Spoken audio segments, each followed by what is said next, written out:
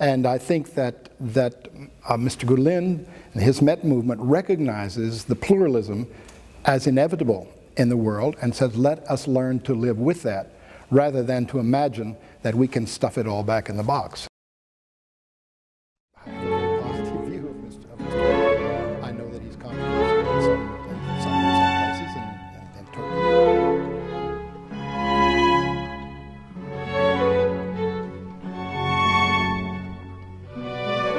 But they were treated generally well in Islamic countries, and now they're.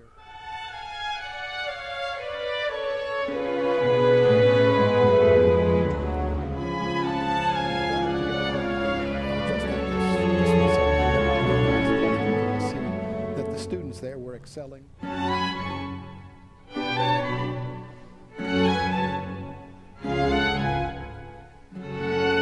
My name is William Martin. I'm an emeritus professor of sociology at Rice University and currently the senior fellow for religion and public policy at the James A. Baker III Institute for Public Policy, also at Rice. I've been associated with members of the Hizmet movement for now 12 years, since about 2002.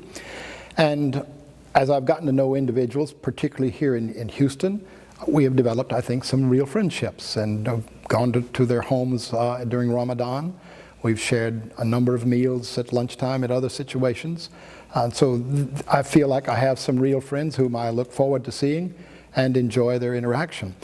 Talking with people who will talk about the number of scholarships they have paid for, bursaries that they have paid for students, and to see people of very modest means and find out that they are supporting 25 or 50 or 100 students to go to the schools there.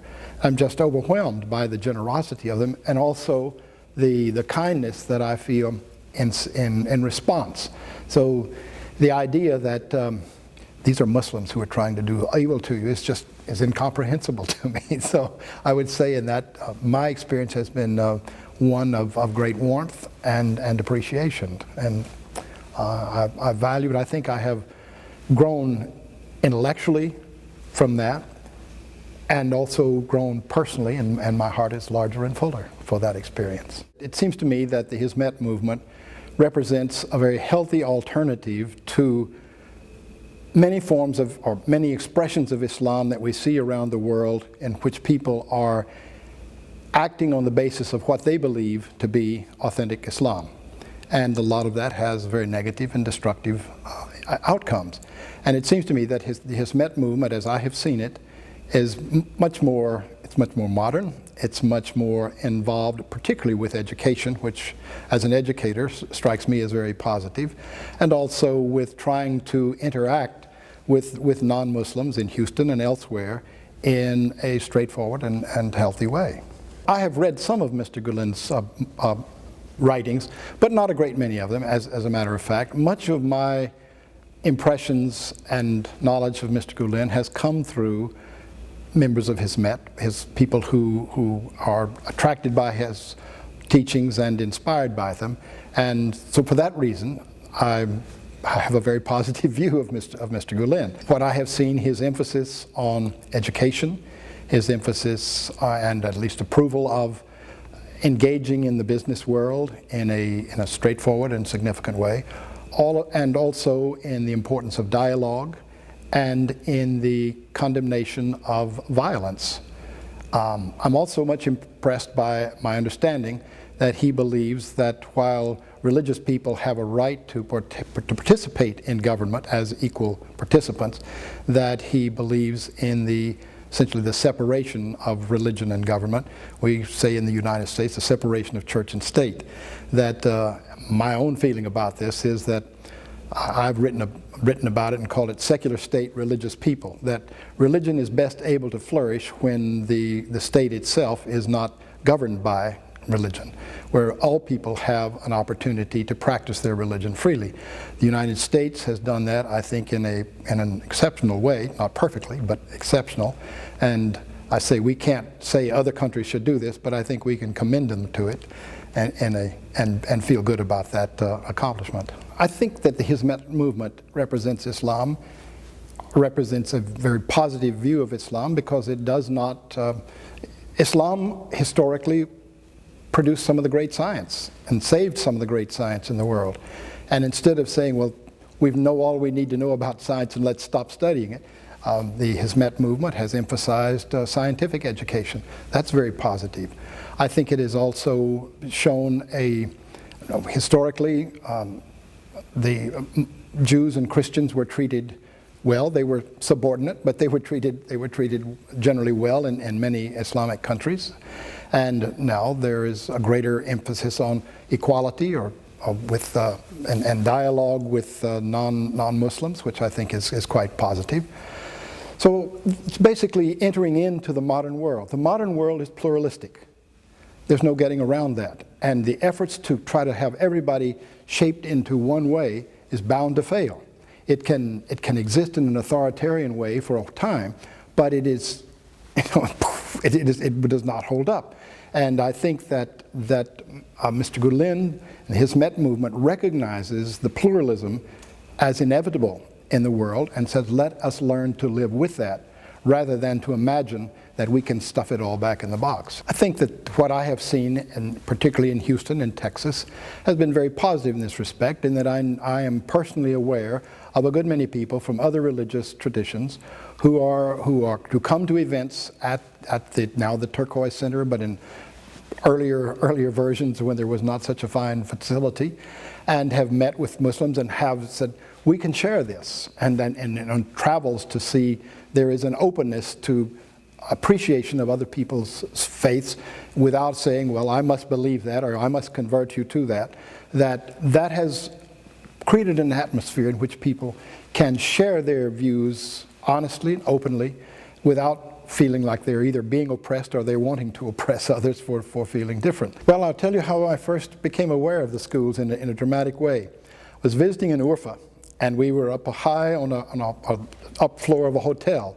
And I looked out over the city, which is mostly low setting, and there were, I believe, 3 rather tall buildings. And I asked the person who was guiding us there, Mr. Mohammed Jetton, what are those buildings? He says, those are our schools.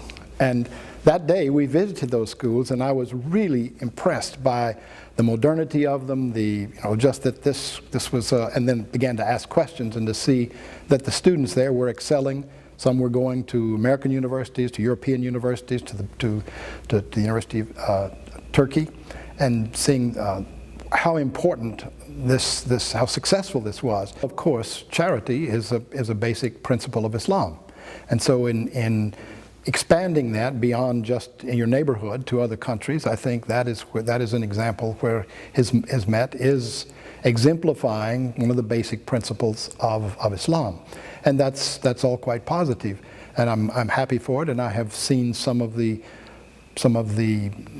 fountain of that in Istanbul, but it's also important to recognize that charity is important, but it should be a short-term thing, and so it's more important to work for changes that can make charity less necessary. So you educate people so that they will not need charity. Here we say it's a good thing to work in soup kitchens, but it's better to work for situations and so people don't need the soup kitchens. I think opening schools is one of the most positive things that the Hizmet movement does, of those that I am aware of. That does not rule out the need for charity.